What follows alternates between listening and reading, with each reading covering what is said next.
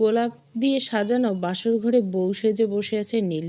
অভ্র আসার অপেক্ষা করছে। পুরো রুম জুড়ে মিষ্টি ফুলের গন্ধ। বেডের উপর সাদা চাদর, তার উপরে ছড়ানো সাদা আর হলুদের গোলাপের পাপড়ি। রুমের চারপাশে জ্বলছে মোমবাতি। আলো আঁধারি রুমটাকে স্বপ্নের মতো রাখছে। জানলা দিয়ে আসা বাতাসে পর্দা হালকা দুলছে। জানলার পর্দার ফাঁক ফুক ভেদ করে চাঁদের আলো এসে পড়ছে বেডের এক কোণে। মিনিট 10 পর নীলের অপেক্ষার অবসান ঘটিয়ে অবশেষে অভ্র রুমে প্রবেশ করলো। রুমে ঢুকে দরজা লক করে দেয় অভ্র। নীলের দিকে তাকিয়ে একটা শয়তানি হাসি দিয়ে বেডের দিকে এগিয়ে যায় অভ্র। নীলের সামনে গিয়ে বসে। নীলের হাত দুটো ধরে নীলের চোখের দিকে তাকায়। বাসর ঘরে বউকে কি বলতে হয় তা আমার জানা নেই, তবে এতটুকু বলতে পারি, আমি তোমাকে অনেক ভালোবাসি। সারা জীবন তোমার পাশে থাকবো। তোমাকে ভালোবাসা দিয়ে পরম যত্নে আগলে রাখবো। তোমার সব বিপদে আপদে ঢাল হয়ে দাঁড়াবো। আর কিছু লাগবে না, শুধু সারা জীবন পাশে থেকে ভালোবাসলে হবে। জানো বউ, আজকের দিনটা একটু জানো বউ, আজকের দিনটা একটু বেশি স্পেশাল আমার জন্য, কারণ আজকের দিনে নতুনভাবে তোমাকে আবারও নিজের করে পেয়েছি। আজকের এই তারিখটা আমার জীবনে সবচেয়ে সুন্দর হয়ে থাকবে। আজকের তারিখটা যেহেতু এত স্পেশাল, সেহেতু তারিখটাকে স্পেশাল করে রাখা উচিত না মেজো সাহেব? নীলের কথা শুনে অভ্র বাঁকা হাসে। নীলের কপালে একটা গভীর চুমু খায়। ও মিষ্টি বউ, তুমি ঠিক বলছো, স্পেশাল তারিখকে স্পেশাল করে রাখতে হয়। অভ্র উঠে দাঁড়ায়। ড্রয়ারের দিকে এগিয়ে গিয়ে ড্রয়ার থেকে একটা ডায়েরি আর কলম বের করে ডায়েরির প্রথম পাতা খুলে খুব সুন্দর করে লেখে, ২রা মার্চ ২০২৬। আজকের দিনে মেজর ওয়াসিফ অভ্র চৌধুরী তার জীবনের সবচেয়ে দামি উপহার পেয়েছে। পদবী মিসেস অভ্র নীল চৌধুরী। স্ট্যাটাস সারা জীবনের জন্য বুকিং। মিষ্টি বউ, স্পেশাল তারিখটা লিখে রাখলাম। এই ডায়েরিটা আমাদের সংসার জীবনের প্রথম স্মৃতি। এখন থেকে আমাদের সংসারের প্রতিটি স্পেশাল দিন এই ডায়েরিতে লেখা হবে। নীল ডায়েরিটা হাতে নেয়। তারিখটা দেখে মুহূর্তের মধ্যে নীলের মনটা খারাপ হয়ে যায়। মিষ্টি বউ, হঠাৎ করে মন খারাপ হয়ে গেল না? আমি কি কিছু ভুল করছি? কি হয়েছে বলো না বউ? মেজর সাহেব, আপনি কিছু মনে করেননি? আসলে কালকে ৩রা মার্চ আমার পিরিয়ডের, তাই মনটা খারাপ হয়ে গেছে। অভ্র নীলের দিকে ঝুঁকে এসে নীলের কানের কাছে মুখ নিয়ে ফিস ফিস করে বলে, মিষ্টি বউ, যদি বলো তোমার তোমার ওই পিরিয়ডের ব্যথাকে ৯ মাসের জন্য বন্ধ করে দিই। অভ্রর কথা নীলের মুখ ফুটে হাসি ফুটে ওঠে। কেমন নে কি মেজর সাহেব, বন্ধ করা কি সম্ভব? হ্যাঁ বউ, সম্ভব। কেমনে সম্ভব সেটা না হয় প্র্যাকটিক্যাল করে বুঝিয়ে দিই। অভ্রর মতলব বুঝতে পেরে নীলের মুখের হাসি উধাও হলো। দুষ্টু লুচ্চা মেজর, 5 দিনের কষ্ট দূর করার জন্য ৯ মাসের কষ্ট উপহার দিতে চাইছেন, তাই না? তোমার ভালোর জন্য বলছি। তাছাড়া আমাদের বিয়ে তো অনেক সময় হয়েছে, এবার আমাদের বেবি ডাউনলোড দেওয়া উচিত। অনেক সময় হয়েছে মানে কত সময় হয়েছে? 7-8 ঘন্টা 10 মিনিট 40 সেকেন্ড হয়ে গেছে অলরেডি। এটা আপনার কাছে অনেক সময়? অবশ্যই এটা আমার কাছে অনেক সময়। এখন বেশি কথা বলে টাইম ওয়েস্ট না করে চলো বেবি ডাউনলোড দেওয়ার কাজটা শুরু করে। মানে বলেছিলাম যে বাকিটুকু আর উচ্চারণ করতে পারে না নীল। তার আগে অভ্র নীলের ঠোঁট দুটো দখল করে নেয়। মোমবাতির কাপালে রুমটা আরও ঘোলাটে হয়ে আছে। নীলের নিঃশ্বাস ভারী হয়ে আসছে। অভ্রের স্পর্শে প্রথমে কেঁপে ওঠে, তারপর আস্তে আস্তে নিজেকে ছেড়ে দেয়। অভ্র এক হাত দিয়ে নীলের কোমর জড়িয়ে ধরে আর এক হাত দিয়ে নীলের চুলে খোপা খুলে দেয়। সাদা হলুদ গোলাপের পাপড়ি ওদের চারপাশে ছড়িয়ে পড়ে। কিছুক্ষণ অভ্র নীলের ঠোঁট মুক্ত করে দিয়ে নীলের কপালে কপাল ঠেকে। ভারী নিঃশ্বাস পড়ে বলে, ভয় পাচ্ছ? নীল মাথা নাড়ে একটু একটু। অভ্র হালকা হাসে। সে হাসিতে এতদিনের রাগী মেজরের ছায়া নেই, শুধু একটা মানুষ যে তার বউকে পাগলের মতো ভালোবাসে। ভয় পাওয়ার কিছু নেই। আজকে আর ওই দিনের মতো করব না, লিমিটের মধ্যে থাকার চেষ্টা করব। লিমিটের মধ্যে থাকার চেষ্টা করবেন, কিন্তু থাকবেন না কি না তা শিওর না। কারণ ওইসব করার সময় আমার আর কিছু হুঁশ থাকে না। তাহলে গুড নাইট মাই ডিয়ার মিষ্টি বউ। এখন গুড নাইট বললে তো হবে না। ছোট মেয়ে অলরেডি উত্তেজিত হয়ে গেছে। নীল কিছু বলতে যাবে অভ্র নীলে মিনিট 5 পর ছেড়ে ঘাড়ে মুখ বসিয়ে দেয়। নীল কেঁপে ওঠে অভ্রের গলা জড়িয়ে ধরে। অভ্র নীলকে সাদা চাদরের উপর গোলাপের পাপড়িগুলো ওদের নিচে পড়ে হালকা মচমচ শব্দ করে ওঠে। মোমবাতির আলোয় দেওয়াল ফুটো করে দুটো ছায়া ফেলে, একে অপরের সাথে মিশে যাওয়ার দুটো ছায়া। রাত 1টা বাজে। ফোনের স্ক্রিনে নীল আলোয় ঈশানের চোখ জ্বলজ্বল করে। ঘুম আসছে না। ফেসবুক স্ক্রল করতে করতে হঠাৎ চোখ আটকে গেল একটা নামের পর। ঈশাকে অ্যাক্টিভ নাও দেখাচ্ছে। ঈশানের ঠোঁটের কোণে বাঁকা হাসি ফুটে ওঠে। মাথায় শয়তানি বুদ্ধি চেপে ধরে। ঈশাকে বিরক্ত করতে তার কেন জানি না অনেক ভালো লাগে। আর এক মুহূর্ত দেরি না করে মেসেজ দিয়ে বসে, হে মিস লাল পানিওয়ালি, এখনও ঘুমায়নি যে? আজকেও রাস্তায় দাঁড়িয়ে লাল পানি বিক্রি করছেন নাকি? মেসেজ সেন্ড কর 30 সেকেন্ডের মধ্যে সিন। ঈশান ভাবে এবারও ব্লক খাবে, কিন্তু 1 মিনিট পর টুং করে রিপ্লাই আসে, ঘুম আসছে না তাই অনলাইনে রিলস দেখি। আপনি ঘুমাননি কেন? ঈশানের মেজাজ ঈশার মেজাজ দেখে ঈশান আঁকা অবাকে দ্বিগুণ পর্যায়ে চলে যায়। ঈশান ভেবেছিল ঈশা রেগে যাবে, কিন্তু না, ঈশানের ধারণা ভুল। ঈশা রেগে গেল না, উল্টে নর্মালি কথা বলছে। ঈশান রিপ্লাই করলো, আমার ঘুম আসছে না তাই অনলাইন। ও আচ্ছা, আমরা তাহলে একই নৌকার মাঝে। বাই দ্য ওয়ে, ঘুম না আসার রিজন হচ্ছে একটা মেয়ে ঘুম কেড়ে নিয়েছে। আপনার রিজন কি? আমার রিজন আমার বান্ধবী। মানে বুঝলাম না।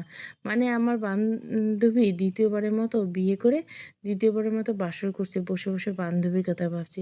বেচারি কেমন আছে কে জানে। বান্ধবী দ্বিতীয় বাসর করছে তাতে আপনার কি? আপনার এত টেনশন? আমার কি মানে? মানে বেচারি বান্ধবীকে ওই দুষ্টু মেজর কত কষ্ট দিচ্ছে কে জানে। কষ্ট দিচ্ছে না, বরং সুখের সাগর ভাসাচ্ছে। আপনার বান্ধবী সুখের সাগর ভাসছে, আপনি খামাখা টেনশন করছেন। আপনার কাছে যেটা সুখ, আমাদের কাছে সেটা দুঃখ। কষ্ট তো আপনারা পান না, পায় মেয়েরা। তাই মেয়েরাই বুঝি বাসর রাতে কষ্ট কত প্রকার আর কী কী। এখনও তো আপনার জন্য আমার খুব কষ্ট আছে। কেন?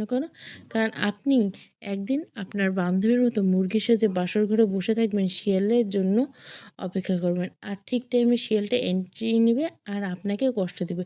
আহারে, বিষয়টা ভাবতে আমার কান্না চলে এসছে। তাহলে কিছুক্ষণ কান্না করেন। এই থামেন, ন্যাকা কান্না শুরু করছেন কেন?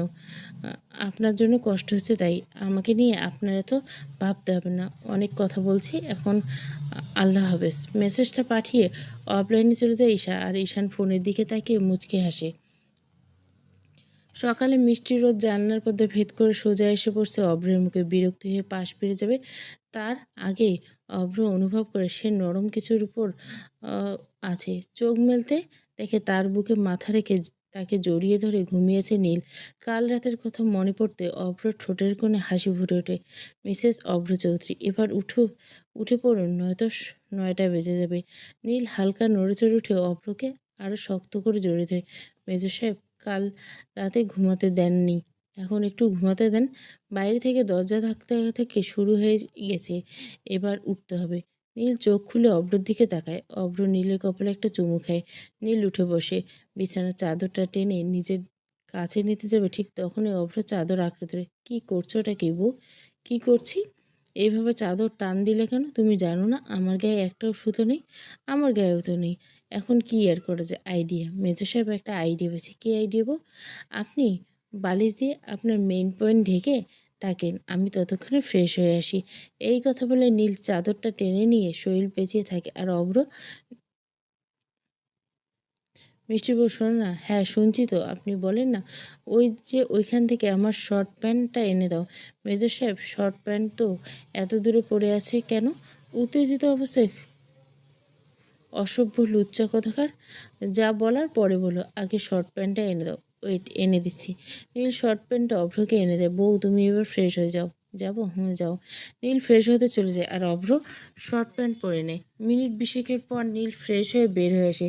নীলের পর অভ্র ফ্রেশ হতে যায়, আর নীল কাভার থেকে একটা 3 পিস বের করে নেয়। মিররের সামনে দাঁড়িয়ে চুলগুলো মুছে নেয়। মিনিট 10 মধ্যে অভ্র ফ্রেশ হয়ে বের হয়ে আসে। কাভার থেকে টি শার্ট আর ট্রাউজার বের করে পরে নেয়। টাওয়ালটা বারান্দায় মেলে দিয়ে এসে, ওই মিষ্টি বউ, চলো নিচে যাই। আপনি যান, আমি কিছুক্ষণ পরে এসছি। কিছুক্ষণ পর কেন? একসাথে গেলে কী সমস্যা? ভেজা চুল নিয়ে বড়দের সামনে যেতে লজ্জা করছে। লজ্জা করার কী মানে আছে? ওরা তো জানে বাসরাতে হাজব্যান্ড ওয়াইফের মধ্যে কী হয়।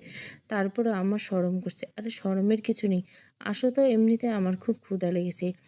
নীল অভ্রকে নিয়ে রুম থেকে বের হয়ে যায়। নিচে গিয়ে দুজনে ডাইনিং টেবিলে বসে। একজন সার্ভেন্ট তাদেরকে নাস্তা এনে দেয়। দুজনে খাওয়া শুরু করে। খাওয়া শেষে নীল রুমে চলে যায় আর অভ্র ড্রয়িং রুমে সোফায় বসে থাকে। অভ্রর বাবা ইস্তেক আগের থেকে ড্রয়িং রুমে বসা ছিল। আব্বু কি করছে দেখতে পাচ্ছ না? অফিসের করছে। ঠিক আছে, পড়ো তাহলে। শোনো অভ্র, আমি চাই কোম্পানির দায়িত্ব এবার তুমি না। আমার পক্ষে আর সম্ভব নয় কোম্পানির দেখাশোনা করা। ঠিক আছে বাবা, আমি মাসখানেক পর কোম্পানির দায়িত্ব বুঝে নেব। মাসখানেক পর কেন? এখন নিলে সমস্যা কি? 45 বছরের বুড়ো কি বাতাসে হয়েছ? এটা বুঝো না? ছেলে নতুন বিয়ে করছে, এখন দিনরাত ছুটি নিয়ে বাসর করার সময়। নিজের বাসরের 12টা বাজে কোম্পানির দায়িত্ব নিতে পারবো না।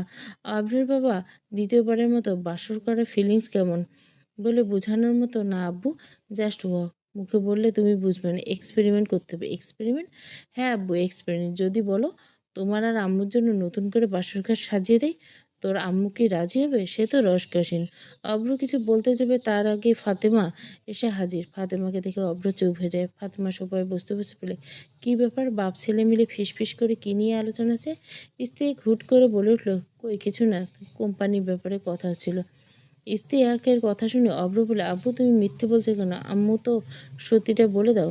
অভ্র নতুন বিয়ে করছিস, যা রুমে গিয়ে ছুটিয়ে বাসর কর। আস্তাক ফেললো মার্কা কথাবার্তা। এই তোমার মাথা ঠিক আছে? ছেলেকে এইসব বলছো কেন? স্ত্রী কিছু বলতে যাবে তার আগে অভ্র বলে ওঠে, আম্মু এতক্ষণ ধরে এইসব কথা হচ্ছিল আব্বু। দ্বিতীয়বারের মতো বাসর করার ফিলিংস কেমন তাই জিজ্ঞেস করলে। কি কি না জি, তাছাড়া এখানেই নয় কেন? আরও বলো। অভ্র তুই চুপ থাকবি? তুমি চুপ থাকো। অভ্র তুই বল। দ্বিতীয়বারের মতো বাসর করার ফিলিংস কেমন তা নাকি এক্সপেরিমেন্ট করে দেখতে চাই। আমাকে বললো তোমাদের জন্য নতুন করে বাসর ঘর সাজাতে। আস্তাক ফেরল, বাপ ছেলে দুজনেই এমন ছি। আম্মু কি বলো, সাজাবো নাকি? জুতা দিয়ে মারবো বেয়াদব কোথাকার, যা এখান থেকে। অভ্র উঠে দাঁড়ায়, কয়েক পা এগিয়ে গিয়ে থেমে যায়। পিছনে ঘুরে আবার বলে, আম্মু বলেছিলাম যে আমার আব্বুর এক্সপেরিমেন্ট করতে ইচ্ছে যেহেতু হয়েছে সেহেতু একটু করতে দিও। বুঝোই তো, 2 দিনের দুনিয়া যে কোনো মুহূর্তে আল্লাহ আকবর হয়ে যেতে পারো। শুধু শুধু একটা আক্ষেপ নিয়ে পৃথিবী থেকে বিদায় দিও না। অভ্র তুই খাবি নাকি আমার হাতে মায়ের খাবি? যাচ্ছি। অভ্র চলে যায়। ফাতেমা রাগী দৃষ্টিকে এসিয়াকে দিকে তাকায়। শোনাবো এভাবে তাকিও না, আমার ভয় করে। ছেলের সাথে মিলে ওইসব আস্তাক ফেরল মার্কা কথাবার্তা বলার সময় মনে ছিল না? রুমে চলো, আজকে তোমার একদিন কি আমার এক কয়দিন। ইয়ে মানে শোনাবো? আমার বলেছিলাম কি, আমি কোনো কথা শুনতে চাই না, রুমে চলো। অভ্র রুমে এসে নীলকে রুমে নেয়। বারান্দায় গিয়ে নীল বারান্দায় থাকা দোলনায় দুলছে। মেজর সাহেব কী হয়েছে? আন্টি এভাবে আঙ্কেলের উপর রেগে গেছে কেন? তেমন কিছু না, আব্বু আম্মুর মধ্যে একটু রোমাঞ্চ হচ্ছে। আপনি এমন অসভ্য কেন? আমি অসভ্য? কোনো সন্দেহ আছে? না, কোনো সন্দেহ নেই, তুমি ঠিকই বলছো আমি অসভ্য। নামের পাশে যেহেতু অসভ্যটা বসেছো সেহেতু এখন অসভ্যতামি করতে। মানে কি করার কথা বলছেন আপনি? আমার কথা শুনে তোমার মাইন্ডে যেটা আসছে। অভ্র নীলের হাত ধরে এক ঝটকায় নীলকে কাছে টেনে নেয়। নীলকে কোলে তুলে নিয়ে দখল করে নেয়। বেডের ভিতরে গিয়ে নীলকে বেডের উপর ফেলে দেয়। পরনে থাকা টি শার্টটা খুলে ঝাঁপিয়ে পড়ে নীলের উপর। বাকিটুকু ইতিহাস। বেলা 11টা। কিচেনের দরজার সামনে দাঁড়িয়েছে মেহরিন। আর ওর সামনে 2 হাত ছড়িয়ে দাঁড়িয়েছে মাহিন। গায়ে টি শার্ট আর ট্রাউজার, চুলগুলো এলোমেলো, চোখে মুখে সিরিয়াসনেস।